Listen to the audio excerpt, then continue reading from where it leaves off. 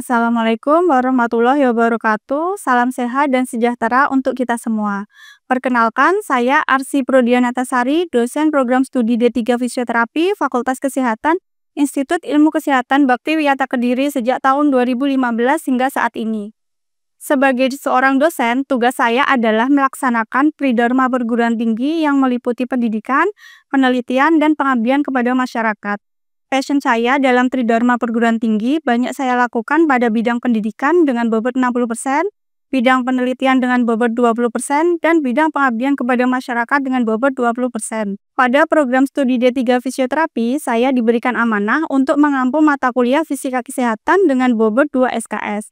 Mata kuliah ini merupakan mata kuliah dasar bagi mahasiswa program studi D3 Fisioterapi. Deskripsi mata kuliah ini adalah mengintegrasikan konsep fisika, instrumentasi medis, dan juga teknik penerapannya untuk mengembangkan penalaran mahasiswa tentang prinsip fisika dalam alat fisioterapi.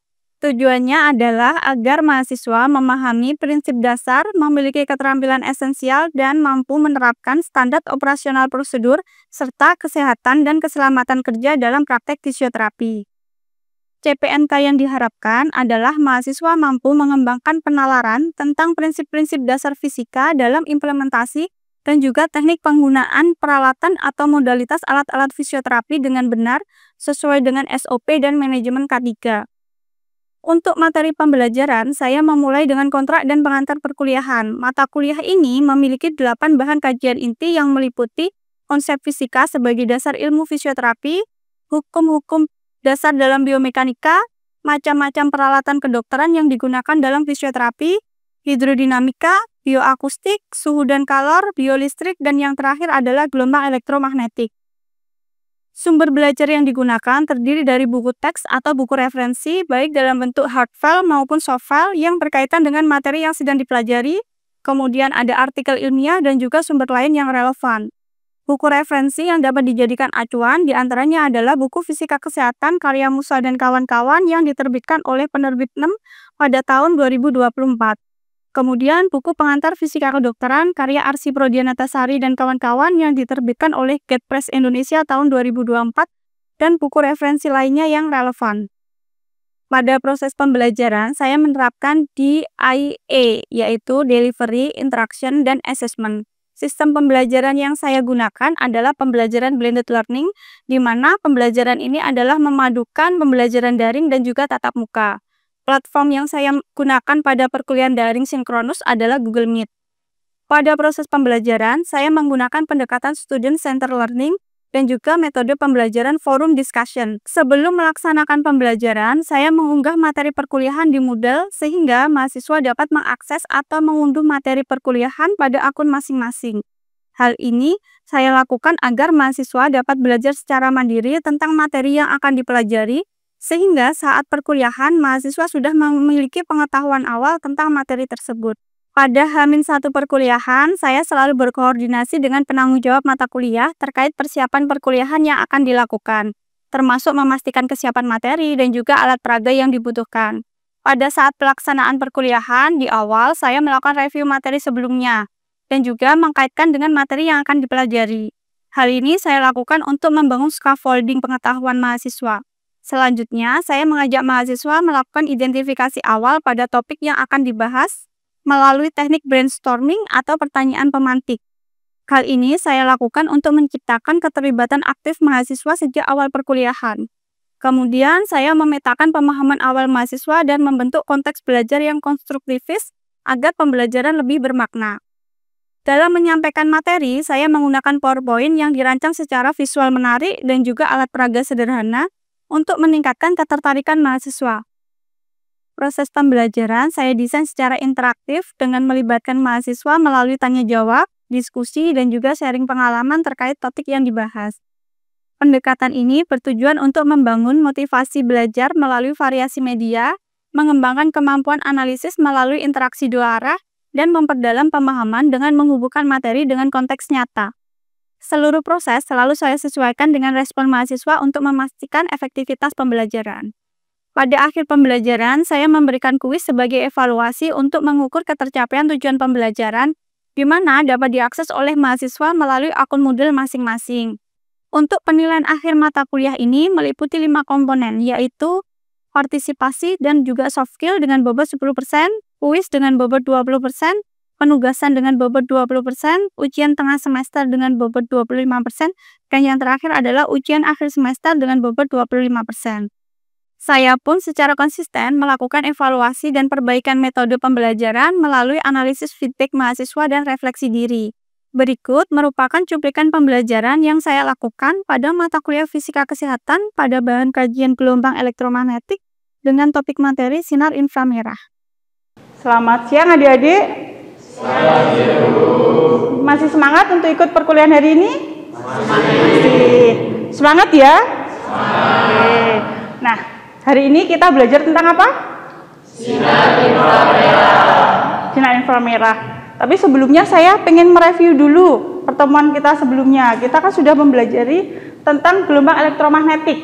Nah, sinar inframerah ini kan bagian dari gelombang elektromagnetik. Tapi dia masuk golongan yang mana? Ya, silahkan. Baik, izin menjawab. Untuk sinar inframerah itu termasuk dengan sinar yang tak tampak. Oke, ya termasuk sinar tak tampak. Silahkan duduk. Sinar tak tampak nama lainnya apa? Invisible light. Oke, ya sinar inframerah. Nah, kemarin kan kita bahas tentang sinar tampaknya. Contoh sinar tampak apa? Ayo, silahkan Wira. Ya, silahkan. Sinar tampak ialah sinar yang dapat dilihat, Bu. Seperti contohnya kita melihat sinar matahari, sinar bintang, dan sinar bulan. Oke, ya. Perbedaannya visible light dengan invisible light adalah pada saat kita melihat cahaya tersebut. Kalau invisible light kita butuh layar untuk menangkapnya. Sedangkan kalau sinar tampak kita bisa melihat langsung. Contohnya yang ada di ruangan ini, yaitu apa? Cahaya dari lampu. Oke, berarti masih ingat ya materi kemarin? Oke, berarti kita bisa lanjut ke materi yang invisible light ya. Oke, kita next. Nah, di sini sinar inframerah. Sebelum saya menjelaskan ke IR-nya sendiri, saya pengen tahu kalian, kalau saya menyajikan dua gambar antara yang sebelah kiri kalian adalah lampu lalu lintas, yang sebelah kanan lampu IR. Lampu lalu lintas semua sudah tahu ya bentuknya kayak gimana? Sudah. Kalau yang sebelah kanan contohnya bisa dilihat di depan kalian, di depannya Zegita. Nah, dua-duanya kalau dilihat kan sama-sama berwarna merah kan? Kira-kira perbedaannya apa dari keduanya? Ya, silakan. Kalau sebelah kanan itu lampu lalu lintas UV itu ialah sinar tampak, dan sebelahnya lampu inframerah ialah sinar yang nampak atau invisible light. Oke. Yang lain mungkin? Silakan. Untuk gelombangnya lampu lalu lintas itu berkisar 630 sampai 660 nm, sedangkan sinar infrared itu sekitar 700 sampai 1 mm. Oke, ya jawaban yang bagus. Ya, pada kedua contoh gambar tersebut yang sebelah kiri itu adalah lampu lalu lintas yang selama ini pasti kita semua sudah tahu ya. Dia adalah implementasi dari sinar tampak, yaitu sinar berwarna merah. Sedangkan yang kanan adalah implementasi dari sinar inframerah, di mana kalau kita lihat secara kasat mata itu sama-sama warna merah, cuman yang membedakan pada lampu IR dia diberi filter warna merah untuk memudahkan kita dalam melihat. Kalau misalkan kita menerapkan prinsipnya IR yang dia invisible, kita nggak akan tahu, oh lampu ini sudah nyala atau belum, kan tidak ada yang tahu. Nah, kemudian panjang gelombangnya seperti disampaikan sama Tiara tadi, ya pada lampu merah dia punya panjang gelombang yang lebih pendek, yaitu 630 sampai 660 nanometer, sedangkan pada sinar inframerah sendiri dia 700 nanometer sampai 1 milimeter. Nah, mereka beda klasifikasi, satunya visible, satunya invisible. Nah, kita next. Karakteristik dari sinar inframerah. Karakteristik sinar inframerah berbeda dengan sinar tampak. Nah, dari yang pertama dia sifatnya invisible atau tidak terlihat. Nah, tapi kita bisa mendeteksi dengan kamera infrared atau sensor khusus. Nah, contoh sederhana sebenarnya itu IR itu ada banyak di sekitar kita. Dia bisa dimanfaatkan sebagai sensor atau face recognition. Nah, contohnya untuk mengidentifikasi apa? Kalian pernah melihat nggak Atau kalian pernah mengamati remote televisi atau remote AC? Pernah. Nah, apa yang kalian lihat dari remote itu? Ya, silahkan. Cahaya. Cahaya. Kelihatan cahayanya? Kelihatan dari lampunya yang biasanya kan di remote itu kayak ada lampu. Nah, nanti kalau ditekan itu menyala. Oke. Apakah lampu pada saat kita tekan menyala itu bisa kita lihat langsung? Tapi kan ada yang bisa, kayak seperti remote di pucuknya. Oke, ya, terima kasih. Ada yang bisa jawab lainnya? Jawaban yang bagus ya, Niwang. Ya, contohnya pada remote. Nah, kalau kita kebetulan ini saya bawa remote AC. Nah, misalkan tadi kan Niwang menyampaikan bahwa kalau kita pencet, dia ujung sininya akan nyala. Sensor infrarednya ada di ujung remote. Nah, sekarang saya minta tolong yang paling dekat adalah Zegita. Kelihatan nggak, Dek? Tidak, Ibu. Tidak. Tidak, Ibu. Irwan? Tidak. Nah, terus sinar invisible light hanya bisa dilihat oleh kamera infrared atau sensor khusus. Nah, sekarang saya coba memanfaatkan kamera handphone. Nah, di sini. Nih, coba diamati pada saat saya pencet.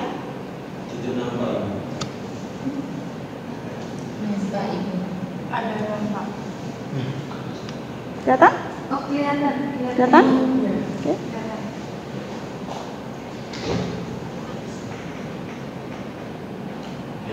Kelihatan. Warnanya apa? Merah. Tapi kalau saya gini kan, kelihatan? Tidak. Nah, artinya pada saat kita ingin mengidentifikasi sinar inframerah, kita butuh alat bantu. Nah, kalau misalkan pada remote, kita bisa pakai alat bantu kamera handphone. Tapi tidak untuk sinar inframerah yang lain ya. Misalkan kalian pengen mengidentifikasi pada saat lampu IR ini tidak ada filter warna, kalau kalian ingin mengidentifikasi pakai kamera HP, itu nggak bisa. Karena apa? Dia menghasilkan panas yang lebih tinggi, akan berpengaruh ke komponen dari HP tersebut. Yang kedua, dia memancarkan cahaya dalam spektrum panjang gelombang 700 nanometer sampai 1 mm. Nah, spektrum ini pasti sudah berbeda dengan lampu merah atau pada sinar tampak yang lebih pendek daripada sinar IR. Yang kedua adalah bekerja dengan prinsip radiasi panas, di mana sinar IR ini memiliki efisiensi energi yang tinggi, sehingga energi tersebut digunakan untuk merubah dari energi listrik menjadi energi panas atau hangat, sehingga pada saat pemanfaatan IR di dalam terapi fisioterapi, contohnya pada lampu IR ini adalah nanti akan terasa hangat. Nah, contohnya seperti ini. Oke. Minta tolong tangannya ditaruh sini. Nah.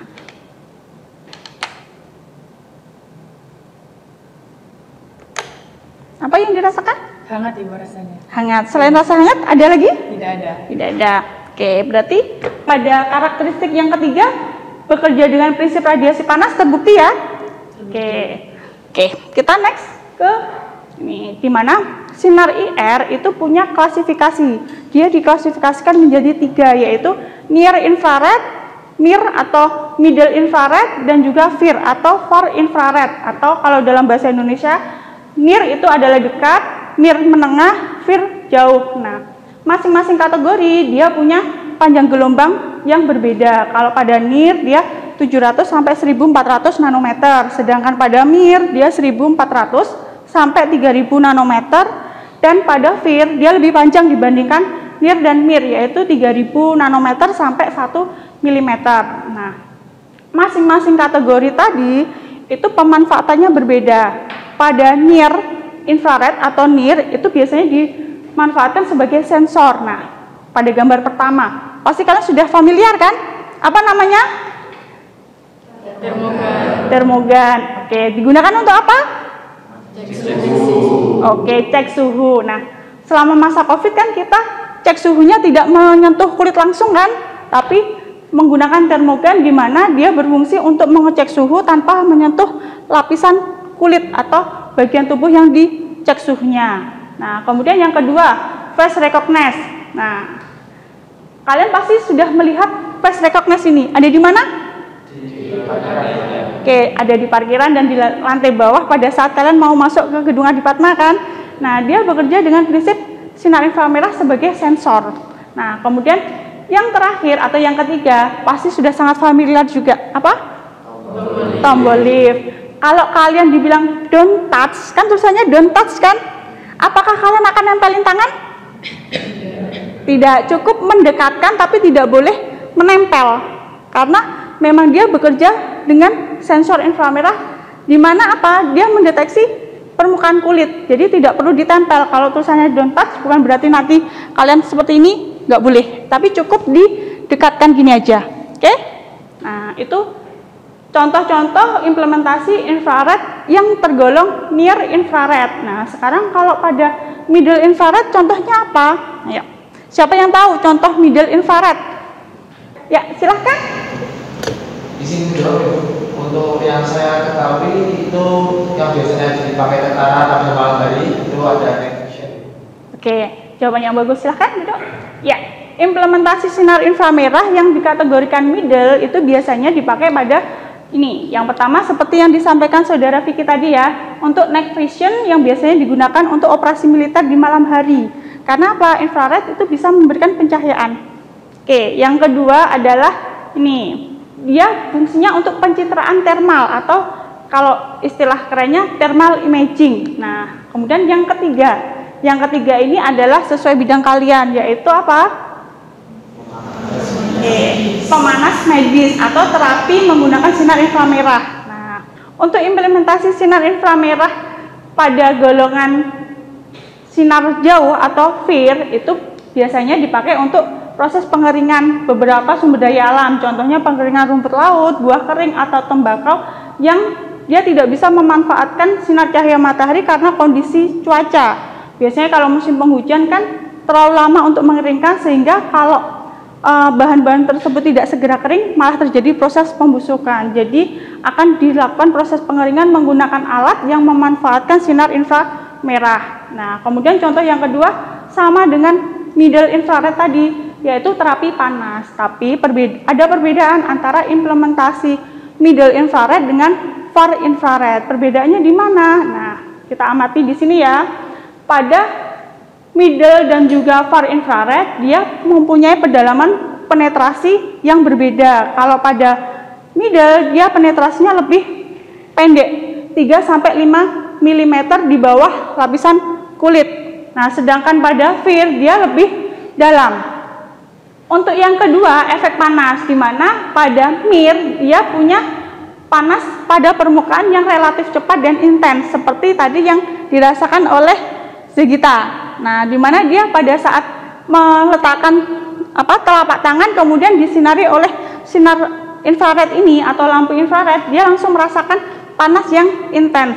Akan tetapi panasnya dia terfokus, tidak menyebar seperti di yang far infrared. Yang berikutnya adalah aplikasi khas dari middle infrared, yaitu dia digunakan untuk terapi nyeri yang bersifatnya lokal, jadi tidak menyebar. Kemudian dia digunakan pada pemulihan cedera yang akut. Berbeda sama FIR. Kalau FIR dia cenderung digunakan untuk detoksifikasi. Contohnya sauna yang memanfaatkan infrared, bukan sauna yang menggunakan hidroterapi ya, tapi yang pakai infrared. Kemudian terapi sirkulasi darah. Kemudian yang terakhir adalah penyembuhan luka yang sifatnya kronis. Nah, kalau sumber energinya pun juga berbeda. Kalau pada middle, dia bersumber pada lampu halogen dan juga laser dioda. Sedangkan pada far infrared, dia menggunakan panel keramik atau karbon dan juga batu basal atau sauna. Nah, kalau pengen tahu bedanya nanti bisa main ke lab elektroterapi. Di lab elektroterapi ada MIR, ada FIR. Nah, nanti kalau kalian pengen tahu yang FIR, itu yang bentuknya seperti panel, kotak besar. Nah, kemudian suhu yang dihasilkan juga berbeda. Kenapa? Karena suhu berhubungan sama panjang gelombang. Di mana MIR tadi panjang gelombangnya kan lebih pendek daripada far infrared. Nah, suhu yang dihasilkan pun juga lebih pendek. Kemudian durasi terapi pada MIR juga lebih singkat, 10-15 menit, sedangkan pada far infrared dia bisa 20-40 menit. Oke, sebelum saya lanjutkan, ada yang mau ditanyakan tentang yang sudah saya jelaskan barusan? Oke, yang lainnya? Belum. Oke. Kalau belum, kita next ya. Oke. Saya pengen tahu. Tadi kan saya sudah menjelaskan dari middle infrared, far infrared yang dipakai untuk terapi. Nah, terapinya bisa untuk menurunkan nyeri pada nyeri sendi atau nyeri otot. Nah, sekarang saya tanya, kira-kira aman nggak sih terapi pakai infrared untuk kulit kalian? Ayo, ya, silahkan. Untuk terapi menggunakan infrared di bagian punggung ini tuh aman, asalkan durasinya sesuai ya Bu, dan tidak ada luka terbuka. Oke, jawaban yang bagus. Yang lain? Ya, silahkan. Izin jawab Ibu, terapi ini aman digunakan jika sesuai dengan SOP dan tergantung situasi atau keluhan pasien. Oke, terima kasih. Ada jawaban yang lain? Oke, silakan. Tetapi pada pasien diabetes mellitus harus hati-hati Bu, karena lebih rentan memiliki neuropati. Oke, ya. Ada yang mau menambahkan lagi atau mau menyanggah? Silakan. Mungkin untuk penambahan dari jawabannya Naya, GR itu memang bagus untuk kulit, tapi juga berhati-hati ketika kulit pasien tersebut sedang mengalami dengan kondisi dehidrasi. Oke, ya, jawaban yang bagus. Ya, sebenarnya terapi infrared untuk kulit itu tergolong aman, akan tetapi kita tetap harus memperhatikan beberapa hal pentingnya, yaitu yang pertama adalah melakukan terapi sesuai dengan standar operasional prosedurnya atau SOP-nya. Jadi kita nggak bisa asal-asalan, misalkan, duh aku nyeri otot, aku pengen diterapi, terus ya udah asal disinarin gitu, nggak boleh. Kita harus memperhatikan SOP-nya. Setelah kita memperhatikan SOP-nya, kita harus melakukan anamnesis dulu ke pasien. Keluhannya apa? Kemudian dari keluhan-keluhan tersebut kita bisa tahu, bisa mengidentifikasi, oh si pasien ini butuhnya terapi infrared pada middle infrared atau far infrared. Nah, terus kemudian anamnesis ini juga digunakan sebagai identifikasi pasien punya riwayat penyakit penyerta enggak. Contohnya seperti yang disampaikan Faiza tadi, pada pasien diabetes mellitus kurang disarankan terapi infrared. Karena apa? Pasien diabetes mellitus dia punya penurunan sensitivitas terhadap rasa panas atau istilahnya neuropati. Jadi kita harus tahu dulu, nggak asal, oh aku nyeri otot, kemudian langsung diterapi tanpa ada anamnesis terlebih dahulu, itu nggak boleh. Kemudian yang ketiga harus tepat dosis, artinya jangan karena oh pada saat diterapi aku merasa nyaman, kemudian durasinya yang harusnya 15 menit, kalian minta tambah jadi 30 menit, itu akan berakibat apa? Berakibat tidak baik, akan mengalami efek samping fisiologis ya. Seperti bisa kalau kondisinya dia dehidrasi akan merasa mual, pusing, bahkan bisa muntah. Kemudian yang berikutnya adalah menggunakan APD. Nah, penggunaan APD ini pada kondisi-kondisi treatment tertentu, contohnya di mana sinar inframerah ini sering dipakai sebagai terapi kecantikan di klinik-klinik kecantikan. Nah, pada saat terapi di bagian wajah, si pasien harus memakai APD. APD-nya berupa apa? Minimal dia harus memakai kacamata infrared. Untuk apa? Melindungi bagian matanya dari paparan sinar infrared tersebut. Nah, intinya bagaimana sinar inframerah itu aman apa tidak?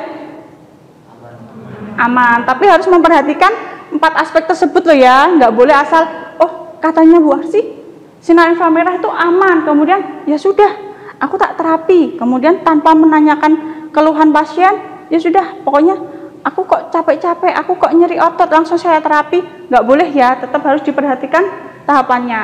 Oke, nah kemudian meskipun dia aman, tapi juga ada hal yang perlu diperhatikan, yaitu yang pertama adalah dia nggak boleh pada luka terbuka. Nah, seperti pada gambar tersebut ya, pada saat ada luka terbuka, kok diterapi pakai sinar inframerah, itu akan memperparah lukanya.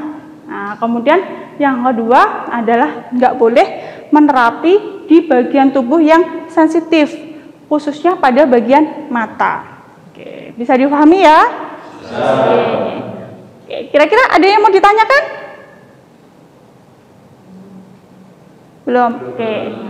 Oke, kalau belum ada, seperti biasa ya, kita step terakhir adalah apa? Evaluasi. Oke, untuk evaluasi, saya ingin tahu beneran paham atau enggak sih dengan apa yang sudah kita pelajari hari ini. Silahkan untuk evaluasinya bisa dikerjakan pada akun Moodle masing-masing.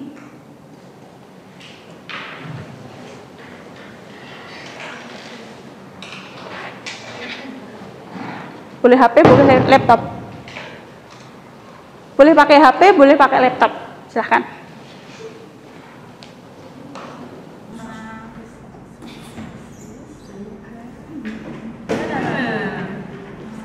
Pertemuan 14.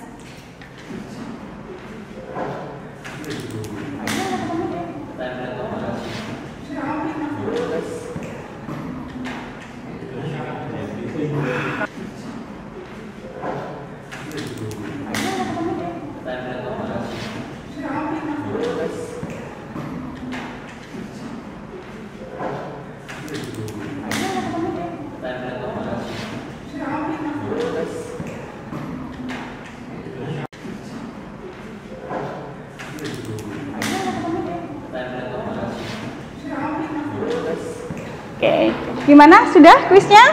Sudah. Oke. Gimana? Bisa mengerjakan semuanya? Bisa. Nilainya bagus? Oke. Langsung muncul kan nilainya? Ada yang dapat 100? Oke, ya wes. Karena dia memang aktif ya dari tadi. Oke. Untuk perkuliahan tentang gelombang sinar inframerah itu kita sudah selesai ya, sudah evaluasi. Kemudian minggu depan, pertemuan ke-15 kita akan mempelajari masih gelombang elektromagnetik yang tergolong invisible light, yaitu sinar UV atau sinar ultraviolet. Nah, untuk materi seperti biasa ya, nanti kalian bisa mengakses di Moodle. Oke, terima kasih untuk perkuliahan siang hari ini. Selamat siang. Assalamualaikum warahmatullahi wabarakatuh. Waalaikumsalam warahmatullahi wabarakatuh. Demikian video pernyataan diri dosen dalam unjuk kerja Tridharma Perguruan Tinggi di bidang pengajaran saya. Kurang lebihnya mohon maaf, saya akhiri. Wassalamualaikum warahmatullahi wabarakatuh.